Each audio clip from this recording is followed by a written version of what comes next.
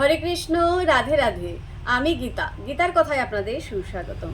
আজকে আরেকটি ভিডিওতে গীতার ত্রয়োদশ অধ্যায়ের 24 নম্বর শ্লোকটি পাঠ করছি। আপনারা কিন্তু আমার সঙ্গে অবশ্যই পাঠ করবেন।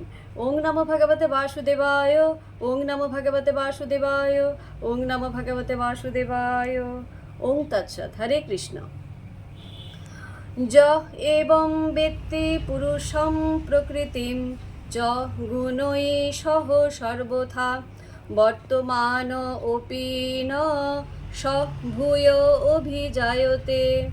অনুবাদ: যিনি এভাবেই পুরুষকে এবং গুণাদি সহ জড়া প্রকৃতিকে অবগত হন, তিনি জড়জগতে বর্তমান হয়েও পুনঃ পুনঃ জন্মগ্রহণ করেন না।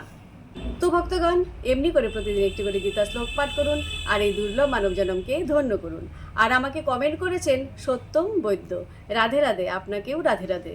হরি বল।